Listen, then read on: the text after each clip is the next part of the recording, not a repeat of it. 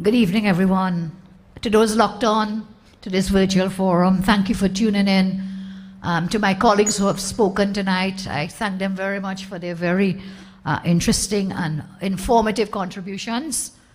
And here we are again, at a time when we are very concerned about our nation, about where we are heading. Today, the Prime Minister came and announced more restrictions, but again, where is the plan going forward?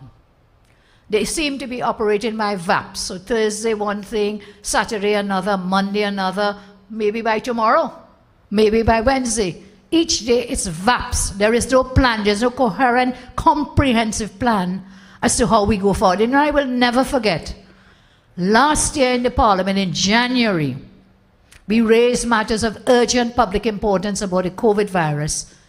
And then we were told it was not important, it was not urgent. And I remember Dr. Bodo in the Parliament, in the House, asking a question of the CMOH, Dr. Parasram. January 2020. And Dr. Bodo asked the question, what about this COVID virus? You know, how is it going to affect Trinidad and Tobago? What are our plans? And Dr. Parasram said, don't worry about that. That's not going to affect Trinidad and Tobago. So we were not prepared from since then, and yet 2 months after that, January, in March last year, entire country shut down.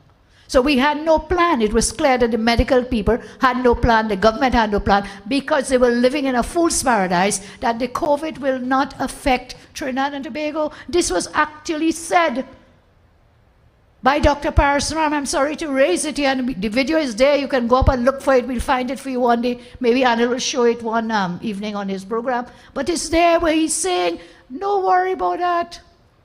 It was as though Dr. Bodo was raising, you know, being alarmist and so on. Don't worry about that. And today, the same people who have presided over this COVID pandemic and the disasters in Trinidad and Tobago, consequent upon that, is the same people sitting on the TV station, sitting on in a panel, sitting in the dip center, sitting in a press conference Thursday, Saturday, Monday. It's the same people.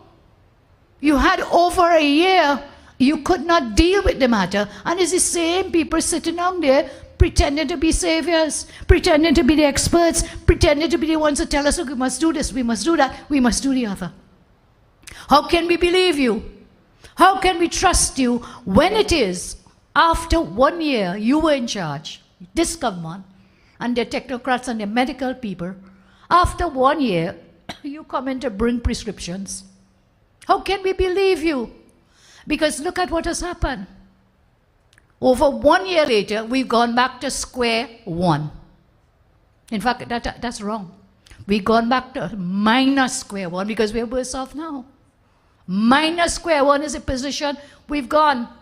You talk about ground zero, we've gone to minus ground zero because everything is much worse now. So, you know, we support measures to protect lives, but at the same time, that must be married with measures to protect livelihoods.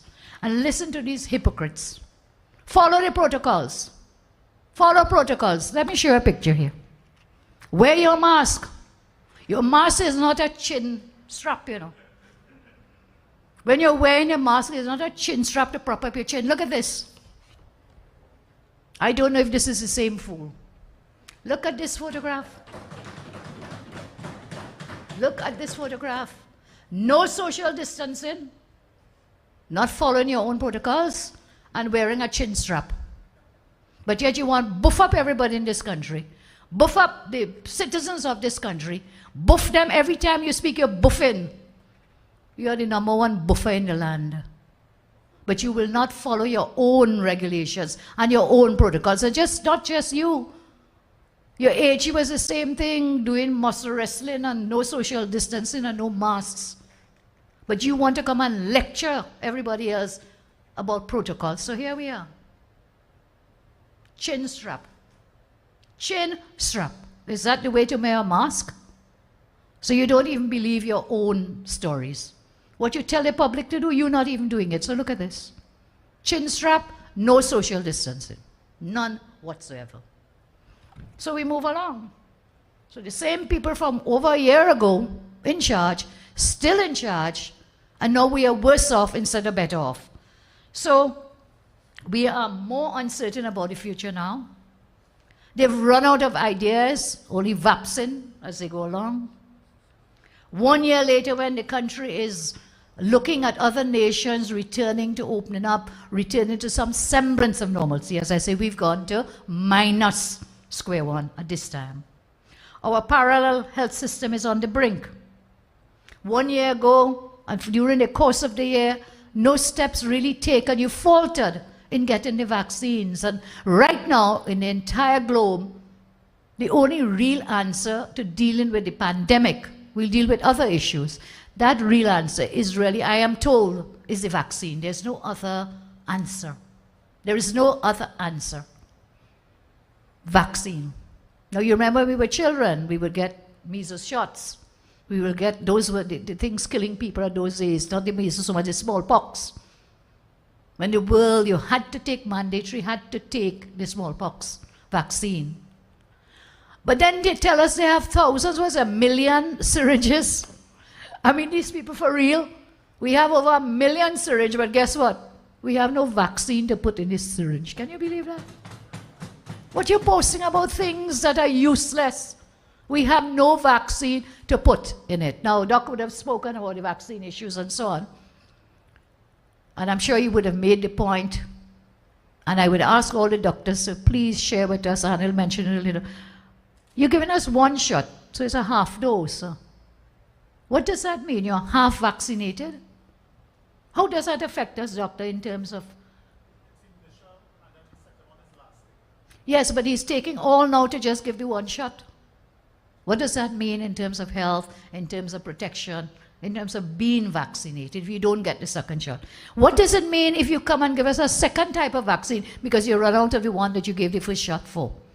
So you gave AstraZeneca. What about now, by the time you give out all the AstraZeneca, you don't have any more, and it's some other vaccine. I don't know which one, maybe Sinopharm. We'll find out. Can you then mix the 2 vaccines? I don't know. We'll get medical persons to tell us what to do. So to roll it out, I know Doc spoke of it, Dr. Sicharan, a bit, that you don't want to roll it out to show like you have something and you're doing something. And you have all these syringes and no vaccine to put in it. At the same time, you fail to secure our borders. Our parallel healthcare system is on the brink.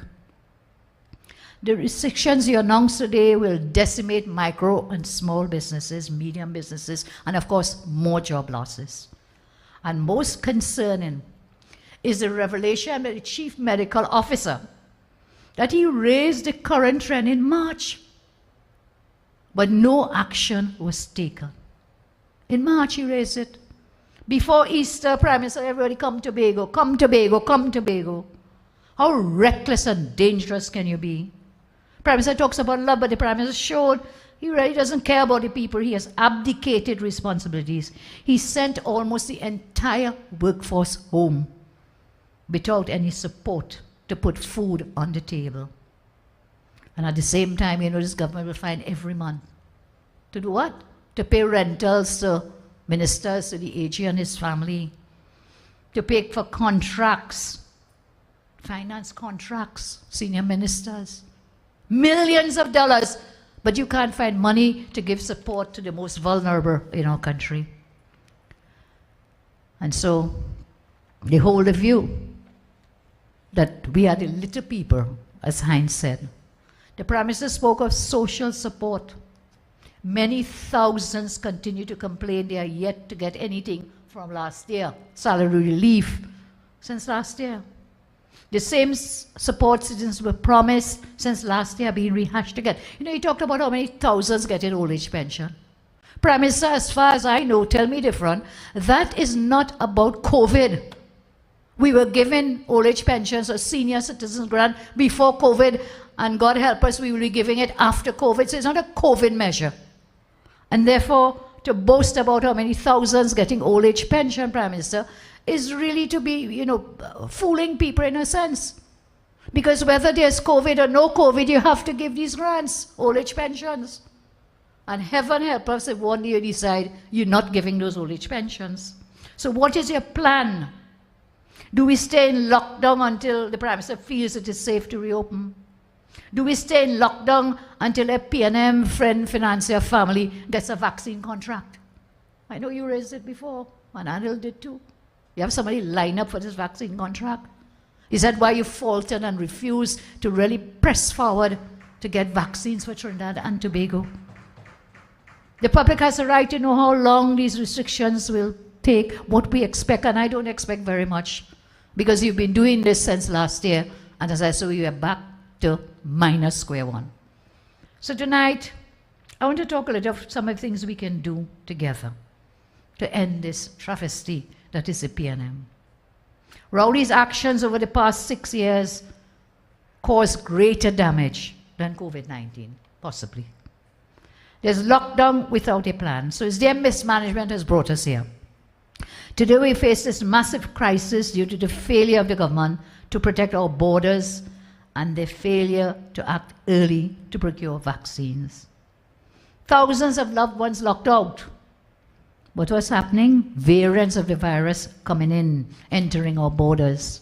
Around the world, citizens are facing fewer restrictions, risks due to effective vaccination programs, but our country has had to lock down the country again because the virus is spreading and we don't have the vaccines. Again, I say they have no plan. So while we are looking at vaccines and looking at lockdowns to deal with COVID, what is the impact on the livelihoods of people? Is any thought being given to livelihoods? So yes, save lives, but you have to save livelihoods. Because if you starve and you can't feed your family, what's the point? I almost use another word, but what's the point of the lockdown? If you have families starving to death, families who can't feed themselves, families who can't even buy medicines because you cannot supply basic medication in the healthcare system, even up to Panadol, you cannot get in the healthcare system. So yes, save lives, but we have to also come up with ways to save livelihoods, to save jobs, to protect businesses. I have some ideas. When we listened to the Prime Minister today, what was absent was the support that people would have expected from the forced closure. Again, just with a few hours' notice. So imagine now, all these people who had their goods and supplies and so on, when he locked down the restaurants last week, like that, in a split second, people had things piled up. We bought their supplies, their market goods, their meats and vegetables and all the perishables. What became of all that in thousands of dollars? Again, now you've gone now for the street vendors. They too would have had supplies. Again, in a split second, knock them off. Just knock them off. What support are you going to give to these people who would have spent thousands of dollars in buying supplies? What are you going to do? Are they going to dump all these supplies? Are you going to tell them, be good Samaritans and share one of the bananas with your neighbor? Is that what you're going to tell these business people with their small businesses, not so small businesses who have stocked up on supplies? To give it away, to share it? What support are you going to give them? So we should have had some kind of plan as to how we will help those who are going to be so badly affected, not just by the virus, but by the consequences of your dictatorship kind of lockdown. What you could have done? You should have included some fiscal measures for loan deferral schemes in coordination with the Bankers Association and the Central Bank. You run a business. You're running a business. You get locked down, you can't get money to pay your workers, you can't pay your loans, you can't pay your mortgage and so on. What's going to happen? There should have been some collaboration, consultation with the Bankers Association and the Central Bank for some kind of loan deferral scheme. Because now you have no money. You can't pay the loan. And it's not just for businesses. This will be for homeowners who have mortgages, who have other kinds of loans, loan deferral schemes. Second, discussions again with the Bankers Association bankers for reduced bank rates for loans in place at the moment.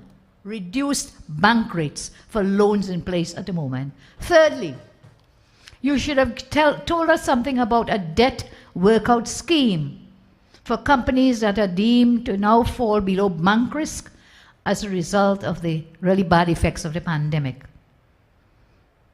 Debt workout scheme. This can place state-run bank FCB or other bankers in the scheme to ensure businesses get rescued. A debt workout scheme. So you have a debt, you don't just have to rush and pay XYPQ, you work it out.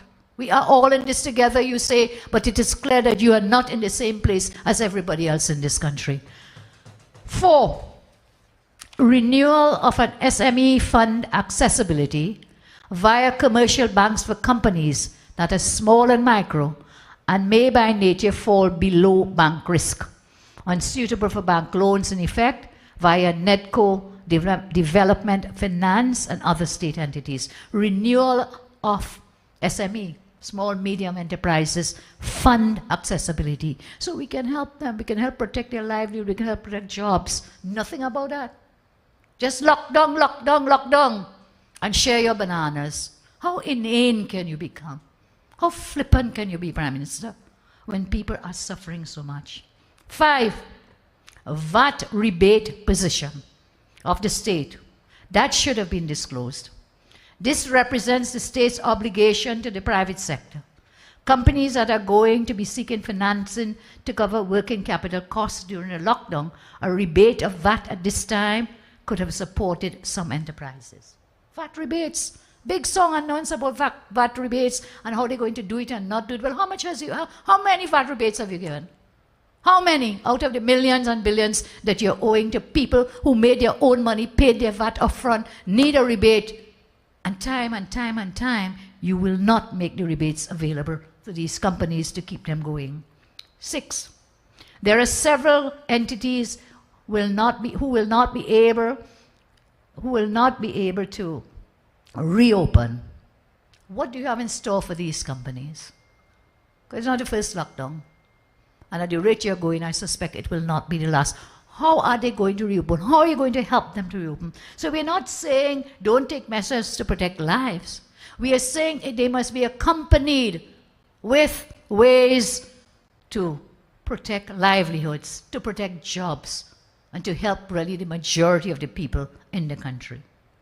I want to ask the Prime Minister, what about the vulnerable who cannot put food on their table? And I want to repeat, they want us to forget. We must never ever forget that you spend billions on election gimmicks. You spent billions of dollars saying it was COVID relief. Where has the $18 billion gone? Where has it gone? You spent all of that before the election, and yet people didn't get salary grants, they didn't get rental grants, they didn't get so many other social support services. You spent billions on election gimmicks. And you withdrew from that HSF telling it was for COVID.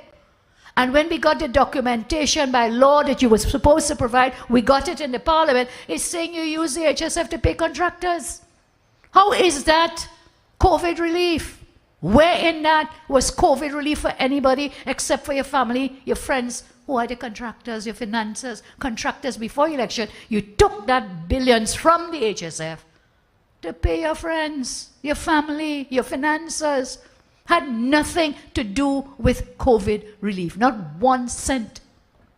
Not 1 cent was spent from those billions. So where has the $18 billion gone?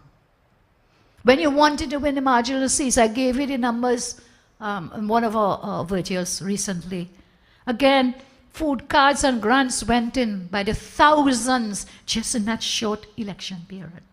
On your own numbers. Up to yet, you have not been able, through your relevant ministry, to tell us where these grants were given. What we do know, there was a tremendous increase in the food cards and the grants immediately before the elections. So don't lie to the country. To say you spent $18 billion on COVID, you did not spend it on COVID. You spent it on election gimmicks. You spent it to pay your family, friends, and finances for contracts that you had given. Today, when thousands of our citizens exist in economic turmoil, you have been silent on how you will help them. Prime Minister, I call on you to tell us now, what you will be doing, you and the government, to help the thousands lost their livelihoods in this lockdown. We have a responsibility to protect citizens from being thrown out from their homes because they cannot pay mortgages, they cannot pay rents, they cannot buy medication for a sick child, for a relative. Tonight I am telling you to stop the old talk, stop the buffing, stop the blaming, and start working. Start working. Have a heart for mothers. Have a heart for workers. Have a heart for businesses. Have a heart for the people. Have a heart for the children of this country. You know, just today, I had cause to speak with a young teenager boy. And, you know, he's telling me, it really hurt me when I heard him, because I think I know he's right. He says, you know, it's like I don't know where my future is going. I am training, doing lessons and so on for CXC, but I don't even know if CXC is going to take me forward, if that's going to be what I will need for the future world. Because the new normal is not going to be what it is today. So whilst we send everybody and say, get CXC, what are you going to do with it? Where are the jobs? Which jobs will be created? At the moment, nothing is being done to create a single job in this country. All that is being done is to shut down existing jobs. Not one plan about that. So while you're fighting the virus, your life is, yes, about the virus, our lives about the virus, but that's not what makes a country, what makes an economy, what makes a people, what makes a country run. Spend every day shut down and locked down about virus, and not one day to say, I'm going to create jobs. I don't have money, he says, in a second lockdown. Well, we'll see if that's true, because we'll see who collected the millions in rents every month. You have money for that? You can't find money for the laptops for the children. What a world, this generation of children, I think they will become like a lost generation of souls if we continue as we are doing now. So billions spent without transparency and accountability. I ask you again where the $18 billion was spent. I call upon the government to give us a full audit, accountability and transparency of all the money spent on COVID so far, and what was the rest of the money spent on.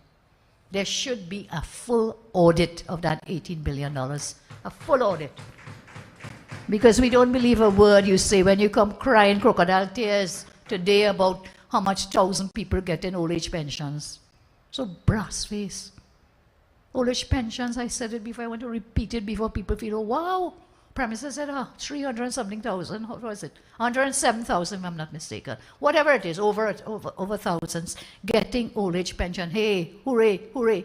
I'm the savior, he says. Good Lord, friend, that was happening before you, as I said before, and God willing, it will happen after you. So don't boast about that. Boast about where's the money going to help those most in need now. After 1 year of this pandemic, do you know we have not tested 10%, over 10% of the population?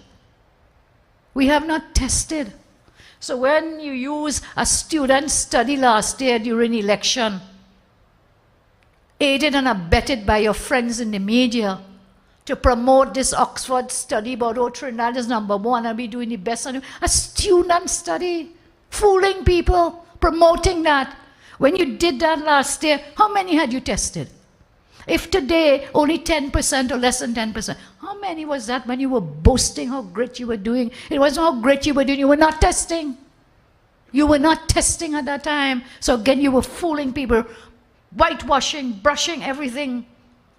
To do what? Election gimmick, to win an election.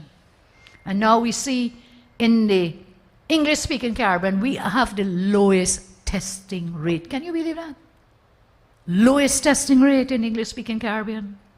You never made testing a priority.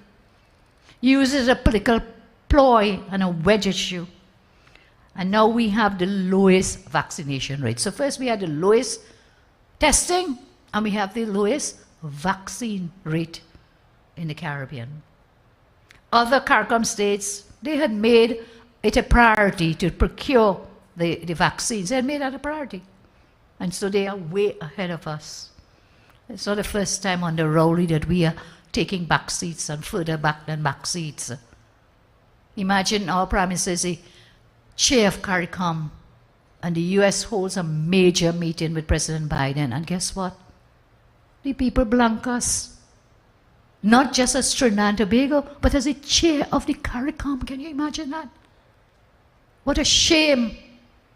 when it is the major power in the Western world, on our side of the world, you blank the chair of CARICOM, also known as the Prime Minister of Trinidad, and you blank him from the meetings.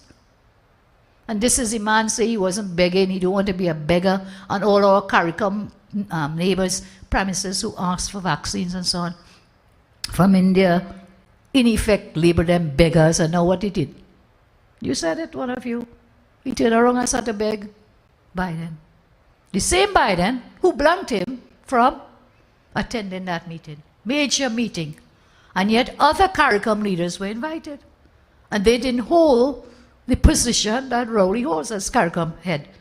Anyway, so today we are forced to live in this vaccine vacuum, I'm calling it, vaccine vacuum. Whilst other countries opening and so on, as I said, less than 2% of our population only partially vaccinated. And woulda, coulda, shoulda, Rowley blaming everyone again, except himself and his government. We don't know when vaccines will arrive, when next they will arrive. So the Biden story, again, you cannot believe a word they say. So they say, Rowley wrote a letter to ask Biden, and then Amy Brown comes to say they're getting so many millions. Can he tell us when? Does he have confirmation? And again, they distorted the story, because it said so many millions of doses, but that is what the USA had to give away. It wasn't that they were sending all of that to Trinidad. So let's wait again, you know. And now we have this story about the shortage of beds. Well, thank God they finally opened the hospital we built, the Coover Children's Hospital. As we point out, it took a pandemic. But if they had fully equipped that hospital, maybe they would not be on the brink that they're crying about today, about shortage of hospital beds, if they had fully dealt with equipping. We equipped it with the beds, but if we had fully equipped that hospital, we would have a better healthcare system to assist in these times. It might have been able to hold more people. So we're hearing about shortages of value life-saving medication, other supplies. How is it Rowley can always find taxpayers' money for Farris's rent? Is there one month when this man said, let me give the government a blind? They're asking everybody else to do it. You know this man? I won't collect any rent. I'll hold on it. I'll wait. No, man collecting his rent every month. And if it's different, come and tell us which month or months that you gave the government a free pass on collecting these billions of dollars, millions of dollars of taxpayers for rent. They can talk about $1 million zipline project in Tobago. Yeah. Spend that money and they don't see anything wrong with that. Yet we have children, no laptops. We have people without medication. You have people who cannot survive, don't have food on their table. So you wonder why we have no vaccine. The government cannot even manage to supply the health sector, as I told you, with basic supplies. And here we move on. Airports closed, but borders wide open. Illegal guns, drugs, migrants continue to pour into our country, unchecked and unguarded borders. I want you to look at this video, please. This is in Trinidad and Tobago. This is a Venice village in Trinidad and Tobago. Look at it. No mask, no distancing. Look at the squalor. Look at the slum. Look at that video, please. I am told that this is a video in Icacos, overrun by illegal persons. There we are. And then Heinz wants to tell us it's not Venice who causing this spread. If the borders were closed at the airports, nobody coming back home, what is happening here? So Heinz calls this big press conference, say you're going to lock down all these places. Well, we'll see. I don't believe them. It will not be the first and will not be the last that they attempt to fool people. Look at that. Look at that. That is down at Icacos, I am told. And then there are other videos which you would have seen and others will share with the boats coming in. Remember? With all the people running off the boats. Damien spoke of some of this and he will talk more on it and share some more. And I think Dinesh also had some words to say on this matter. So you lock out TNT people, but look what you're doing. These people are coming in freely. And when they come in, some are coming in with the virus. We don't manufacture arms and ammunition here. That is smuggled in. But the crime is going on. We are told that there are Venezuelan gang leaders and so on. And you know, this Prime Minister goes on national TV and tells the country that the UNC bringing in human trafficking and bringing in Venice and blah, blah, blah. Listen, Prime Minister, I want to show this to you. And tell me, who are these people? And I think we do have a video. So let's see who they are.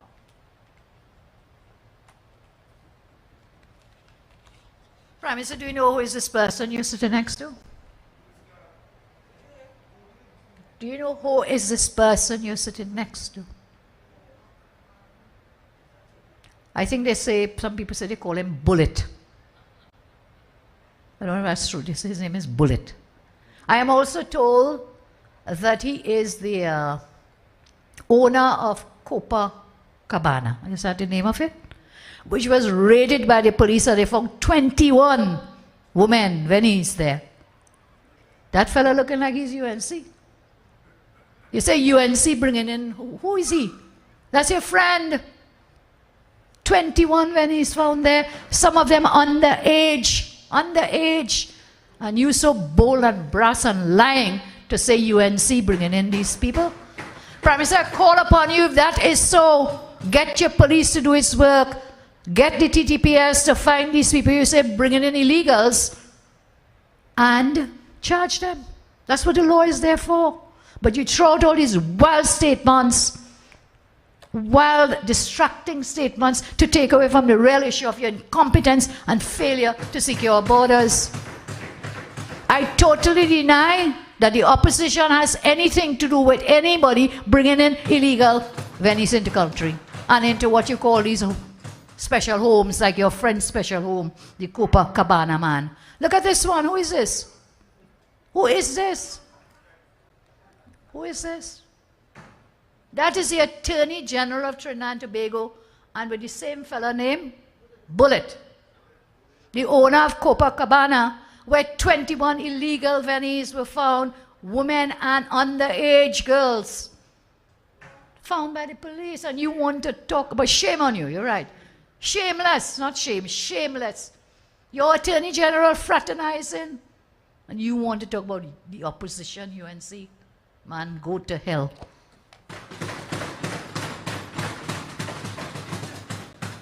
Look at it again. A friendly meeting.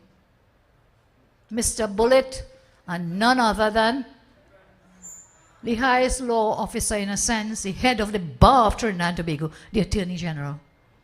The man where they raided his home or house or whatever you call it and picked up 21 illegal Venice. Women and underage girls. So, Prime Minister, be careful what you talk about, because it'll come back right back to bite you. Be careful when you make up these stories. I tell you again, should you find any opposition person, member, involved in illegal activities, that's what you have the law for. It seems like you have evidence. Why don't you give it to the police and let the police do their job? Don't make these wild accusations on a platform when you are the man having friendly meetings with Mr. Bullet. Friendly meetings with Mr. Bullet, man. This man really brassface. So, as we move along, again, where are our national security assets? Where are they? Whilst all of this happening, we wonder what is being done about it. Heinz called a press conference, as we said, coming with the same tired excuses, talking about OPVs from how many years ago, man. OPVs that were defective, which we got rid of the contract for it because they were defective for breach of contract. And if we were wrong, then we would not have got the money that had been paid down. We got back $1.4 billion because they dishonored the contract by what? Trying to give us defective OPVs. So stop crying about the OPVs, man. How many years is that ago? You've been there 6 years. What have you done? Have you brought one naval vessel? You know, still boasting you're bringing two. You went to one trip to Australia. You personally negotiated, because Heinz said it yesterday, you know, on Saturday. Heinz said that the Prime Minister negotiated for this You have a prime minister. Where is the procurement issues? Where are the procurement protocols? Prime Minister negotiated for 2 vessels, but Hines said, I can't tell you when it's coming, but it's coming. We've been hearing that a while. So in your 6 years, let me tell you what I did in my 5 years. We got to this country 12 state-of-the-art damming vessels. 12. Not 2 OPVs, you know. With that same money, you were buying these 2 huge OPVs, offshore patrol vessels, which would have been so far off the coast that they couldn't really intercept the vessels that are coming in. These dammen could have done it. They are closer, they could hug the coastline. And all these illegals coming and all the guns in there. That's what these were supposed to do, to form that ring, a maritime wall in the waters around Trinidad and Tobago. But what did you do? You have them parked up there rotting. You wouldn't even buy fuel. You wouldn't even buy fuel for the vessels. And then you're crying about who bringing in who. You left the borders open when you have the equipment, state-of-the-art vessels. After 6 years, not 1 new vessel, but you're crying about those defective OPVs. That was one of the most horrendous deals that ever went down in our history. For those OPVs, the cost of it, the maintenance cost, and on top of that, defective. And you wanted Trinidad and Tobago to take those vessels, when they would not even have been suitable to man our waters, to guard our borders, because they've been too far. That's what they call them, offshore patrol vessels. They're so far out. And here we are. More excuses from Mr. Hines for his government's complete failure to secure borders. We talked about why so many illegal immigrants continue to enter our nation. Commissioner Griffith said there might well be 120,000 illegal immigrants in TNT today. 120,000 illegals here. Can you believe that? And you say, is the UNC bring them here? You've been there for 6 years. We didn't have this overbrimming amounts of illegals here in our country. From the way he spoke, the minister expects citizens to do their jobs for them. On top of that, the Chief of Defense Staff, Air Vice Marshal Daryl Daniel, said that only 62% of the border management assets are functional. And you want to cry and you want to bring more boat. When they come, same thing will happen, you know. These things you bring in from Australia, you'll park them up there, no fuel, no equipment, nothing to help them, maintenance to running. 62% of border management assets are functional. You know what that means? Just under 40% are dysfunctional. They're not working. Insufficient naval assets to guard the borders. The same Air Vice Marshal Daryl Daniel said that parts for these vessels must be ordered from the manufacturer, and the problem they are facing is accessing Forex to order these parts. Imagine you cannot get Forex to buy the parts to get the vessels working to patrol and guard our borders. You can't get Forex for that. But certainly, Minister Hines, you can't even get the Forex for the Defense Force to buy these vital parts, not just for the naval assets, but also for the air assets. No Forex for equipment repairs, but of course, them fellas, friends and family and finances, getting the Forex. So, I'm asking, what about our national security assets? The air assets, the naval assets, what about them? Hines is now boasting, putting up all these various things all over the country in the various points of entry. Well, I'm told there are at least, from a study done, about 81 spots of entry around Trinidad and Tobago. He says he's going to pick out a few. I don't know on what basis, because he pretends he doesn't even know these people are really illegally come in. On what basis are you going to choose where you're going to send your special units and so on, Minister Hines, to deal with the border issues? So, there we are. So you cry about this, you cry about that, weeping and wailing and gnashing teeth, when it is pure neglect and mismanagement and incompetence on the part of this government to properly secure borders, to properly deal with issues of crime. No, blame everybody else, blame the whole world. And on top of that, I know the Prime Minister is not a lawyer. Well, if you're not a lawyer, don't talk law. And sometimes, even if you're a lawyer, do not speak about the law. but clearly you are not a lawyer.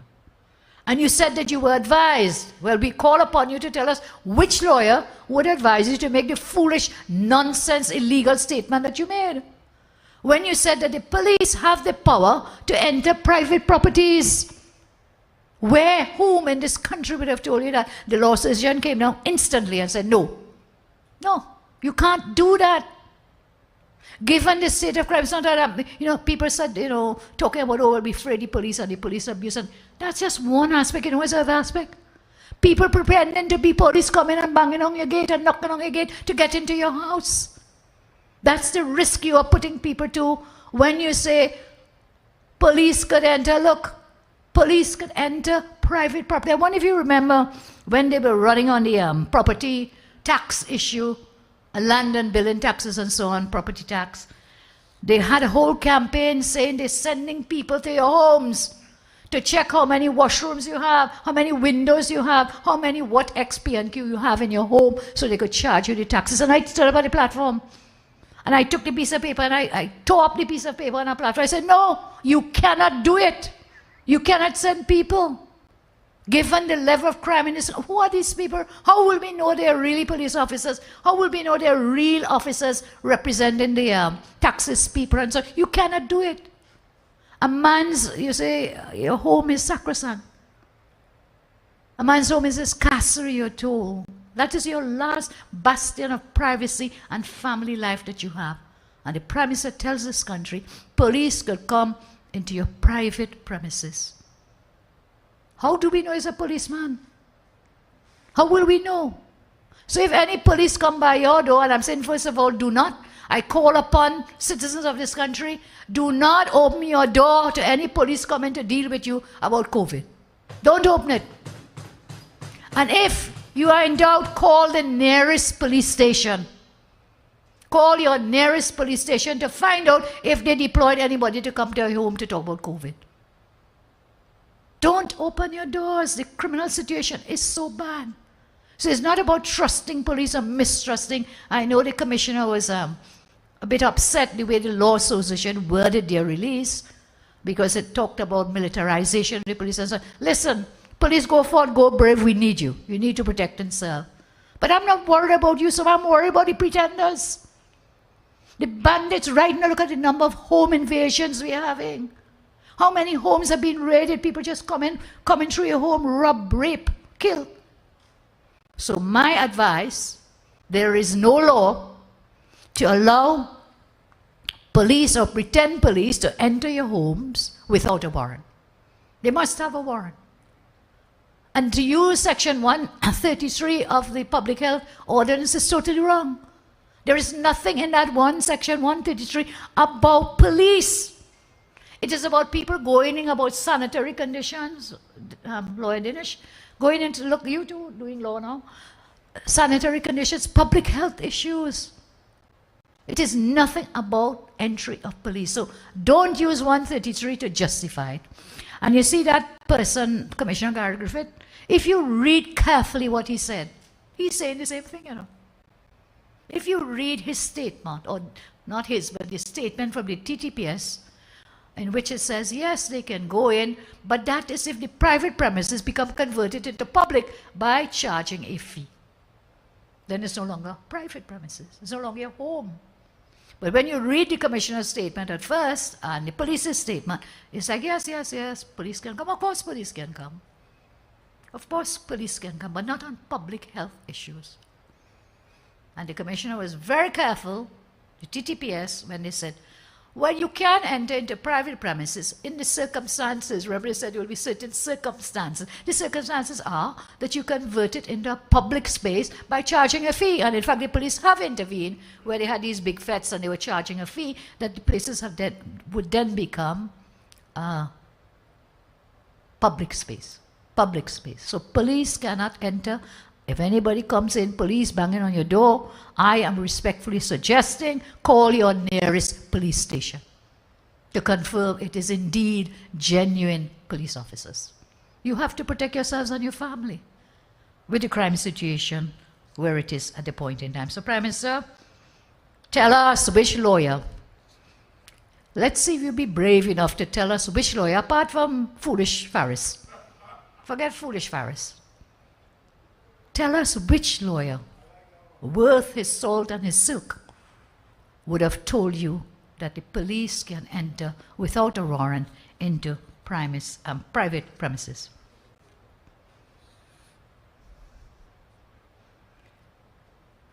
You know, we are so caught up with the COVID and the pandemic and the vaccines and so on. I want to raise some things that are happening on the sidelines of all of this, where each day, under the distraction of all the lockdowns and what's happening and the fear of the COVID and so on, where this government is interfering in so-called public institutions, in so-called independent institutions. So we have at the UWI, where there has been an extended appointment of a political appointee at the UWI. The minister went further and halted the process for a new principal. They gave a post-retirement extension to the existing principal of UWI, which hasn't been done. Where is the precedent for that? Not been done. So you give your political appointee a 1-year extension. They tried to get a 2nd-year extension, but the blowback was so bad, they eventually settled for the 1 year. On top of that, there should have been an interview process. The minister stopped the interview process. So you just had the one candidate, the existing person, and you just reappointed him for a further year. The minister went down to threaten and intimidate members of the UWI Council during a meeting to get their PNM puppets in positions of influence within the UWI. The minister was insisting that the principal be renewed for 2 years. As I said, nobody wanted him for 2. But she was badgering, this is the Minister of Education. So, okay, they gave him a year.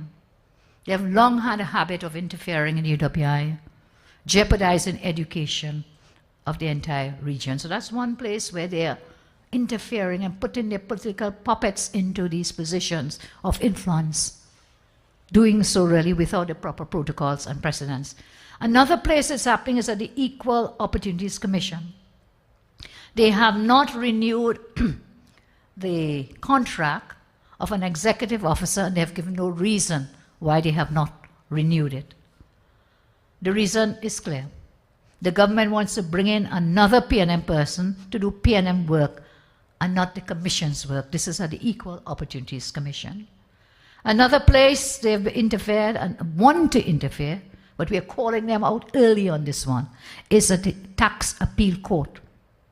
A former government minister sitting on state boards at the moment is tipped to be a judge of the Tax Appeal Court. She's a UWI lecturer. She has been lobbying the AG hell hard for this job.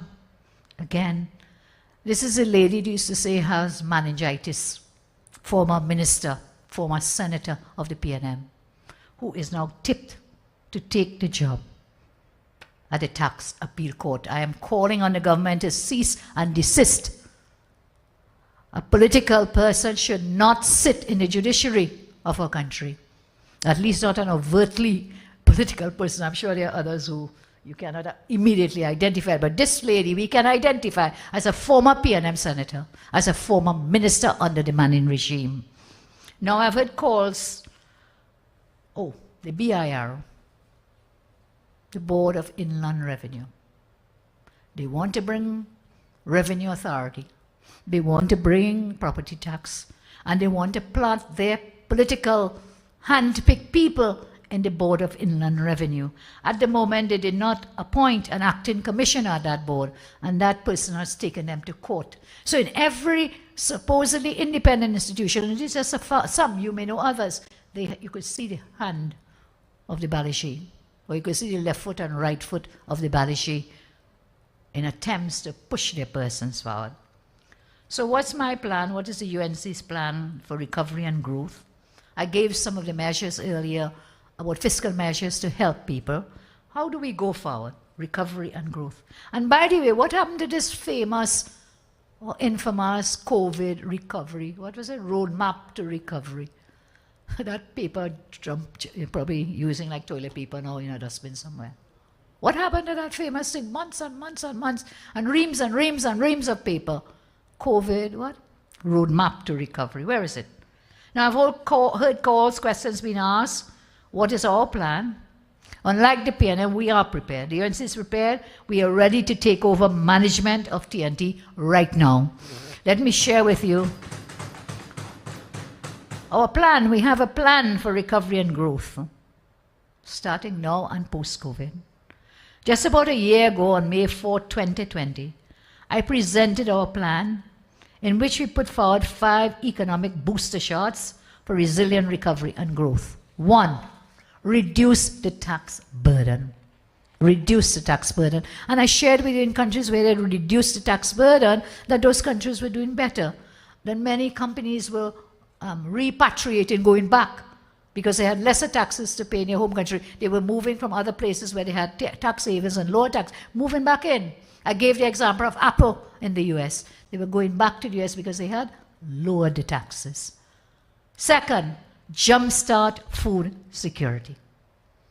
You know, Minister of Agriculture, I don't know what he knows about agriculture, but nothing is happening in the agriculture sector. And food security is so vital. By the way, I didn't hear them talking about whether markets will remain open. Anybody heard that? I saw they said pharmacies, they said groceries, hardwares, financial institutions. So the farmers selling their produce, I'll be happy if they'll clarify that they can continue to go to the markets to sell, and whether they can sell, because a lot of them sell their produce on the roadside. What is the position with selling market goods, vegetables and so on? So 1, reduce tax burden. 2, jumpstart food security. 3, restart a reformed oil refinery to regain fuel security. Restart a reformed oil refinery to get back fuel security. Now, I have a document just came into my hands a short while ago. I will share with you about what's going on at that refinery at another meeting. Further, invest in renewable energy. Yet further, create 3 innovative funds to mobilize financial resources, because you need money. And so we can create these innovative funds. So these were some of the boosters I had shared with you all since last year, and they still remain relevant today. 1, reduce the tax burden. 2, jumpstart food security. 3, restart a reformed oil refinery to regain fuel security. Invest in renewable energy. Create 3 innovative funds to mobilize financial resources. Reduce the tax burden. We place special focus on restarting and supporting small and medium-sized businesses affected by the pandemic. We believe reducing the heavy tax burden on citizens and businesses most affected by the pandemic will help our citizens start to regain their footing. All of this under the rubric, reduce the tax burden. Our plan included a reduction in personal and corporate income tax. A reduction, you know. We said we will reduce personal and corporate taxes. We'll bring in a simplified VAT regime. We'll remove basic food items from the VAT net. Now, you know, we did it once. We could do it again. Over 7,000 food items we had taken off the VAT list, and the country didn't collapse, and the VAT revenues did not collapse. So, remove basic food items from the VAT net. Improve efficiency of the tax system by strengthening the BIR, the VAT office, and customs and excise. You don't need a revenue authority to do that. We can improve the efficiency. Second, booster, jumpstart food security.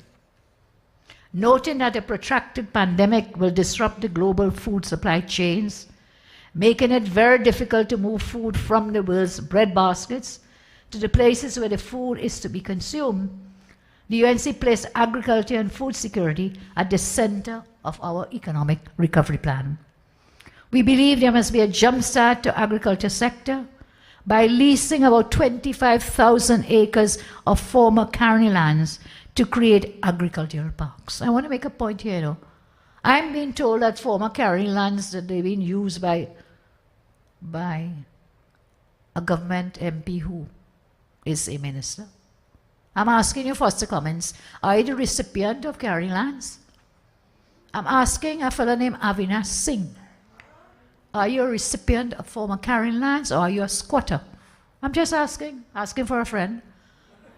Are you squatted? Or are you benefited from carrying lands? Tell us. Our plan was to lease out, so the government will get some money legally, 25,000 acres of former carrying lands to create agricultural parks. We need to grow food. We need to grow food. The Prime Minister tells us, what? Share your banana. Well, man shall not live by banana alone. We need to grow food in this country. At the same time, we propose spending at least 10% of the PSIP to develop agricultural access roads, irrigation and drainage for these agricultural parks, and give incentives to the private sector to establish agro-processing plants. So that's on the Jumpstart Food Security. Then the third booster in the energy sector. We acknowledge that fuel security is so critically important to a thriving economy, and we propose a reformed refinery to restart a reformed Point-à-Paix oil refinery. By reopening Petrotrin, we felt we would have had the greatest fuel security. We would save foreign exchange. We would provide meaningful jobs. We would ensure the company continues to contribute to the treasury. Our fourth booster, which I disclose, is for the government to invest in renewable energy. The whole world is going into renewable energy. Our initiatives in renewable energy and recycling, such as the establishment of a solar energy park at Tamana, industrial recycling parks across the East-West corridor. That's what was in our proposal. Our fifth economic booster we proposed was the creation of 3 innovative funds to mobilize financial resources: a National Food Security Fund, a National Food Security Fund, a National Infrastructure Fund, and a National Climate Trust Fund. The National Food Security Fund will invest in land, in farms, forestry, agricultural businesses to give us greater food security. And the fund will be a wholly owned subsidiary of the Heritage and Stabilization Fund. So instead of just taking HSF funds and investing in stocks and shares and bonds and so on abroad, which we do at the moment, what we propose is to use a portion of the SSF or HSF and invest in agricultural enterprises abroad. For example, the highest component of our food import bill is what we call cereals. And Mr. Martin Daly, cereals are not cornflakes. Please take note. Cereals are not just cornflakes. Cereal is rice. It's flour. 2 basic staples in our country. So you invest where they have what you call a competitive advantage. They have the economies of scale for large-scale production. You put investment into those agricultural businesses in things that we consume, but we cannot grow in our country. That way we can invest. This fund can be capitalized by allowing the HSF to invest up to 10% of its assets in alternative investments. And in this way, we could have mobilized about US $500 million in capital for the National Food Security Fund. The National Infrastructure Fund will support strategic investments in public transport, solar, water, wastewater facilities, climate resilient infrastructure, and green housing. The Green Fund will be repurposed into a National Climate Trust Fund to finance new green technology startups and provide financial backing we need to create a low carbon economy. We propose government use $5 billion in cash balances of the Green Fund to capitalize the Climate Trust Fund. This would attract international grant funding and private sector capital, substantially boosting the pool of funds available for climate-smart investments. Up to now, elections come and gone. The PNM cannot tell the country what they plan to do to fix the mess that they have created over the past 6 years, culminating in the present crisis consequent upon COVID. So we had these 6 boosters. We see them as still workable for growth, for sustainability, saving jobs, creating jobs, and for livelihoods. So my fellow citizens, as we close, I note that we are facing the worst health and economic crisis in our history. And you know, I'll pause for a moment for a course. You know, I shared these plans with you because it cannot be that we come and we complain every Monday night and every meeting. You say, well, what would you do, Kamla? What would the UNC do? What would you do different? Well, we have a lot of plans. We have a lot of policies that we can do very different to take us into a better place. So whilst we share the problems and we share the shortcomings and the failures of this government, the Rowley government, at the same time, I want to offer you from our platform, and others have done it, we need to offer you what are the alternatives, what are possible strategies and solutions as we go forward. So, crisis now, again, yes, we are in pandemic crisis, but I think we are in PNM Rowley crisis as well. They're steering our nation into dangerous waters. Every day, Keith Rowley songs and acts like a man who thinks he's a king rather than a public servant. He's a man who tries to make laws by decree rather than through the parliament. So by executive announcements in these press, we are being governed now, not by law made in the lawful manner through the parliament, but by sham law, fake law, by decree, by announcements from these press conferences. That's what they're trying to do, and that is a dangerous thing, a very dangerous thing, to move above the rule of law, to try to govern our country. Tonight I want to tell Mr. Rowley, the people of this country have their freedoms not because it is a gift from you, but as their rights as citizens, dating back to Magna Carta so long ago. And remember the kings of old who did not abide and did not honor those rights and freedoms, they were beheaded. Physically beheaded. I don't think that will happen in Trinidad and Tobago. I'm not asking anyone to do that. But politically, we shall behead you if you continue in this manner, if you continue to breach rights and freedoms in our land. So it is not a gift. It is not yours to give, nor is it yours to take. This has been from generation to generation to generation in all of the common law world, the jurisdiction of the common law throughout the 52, 54 nations of the Commonwealth. These rights and freedoms have been handed down from Magna Carta days and of course being improved and increased and so on. But people will not give up their rights to please you as King Rowley. It is the PNM destroying our nation, not COVID.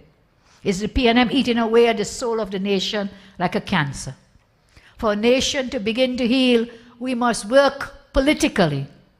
I don't talk about violence or any violent overthrow, but politically we must work to remove Rowley, Young, Forrest, Diaz, all of the Rowley PNM. We must move them before it's too late. Our economy depends, our freedom depends on it. Freedoms and of course lives and livelihoods. For TNT to grow, PNM must go. For TNT to grow, the PNM must go. So I say, have no fear. Our nation will rise again. We will heal, we will thrive. As long as the UNC stands, there will always be hope for our nation. As long as the UNC stands, and we will continue to stand for you and with you. May God bless you, keep safe, follow the protocols, no chin straps, cover the nose, and God bless, keep safe. Thank you.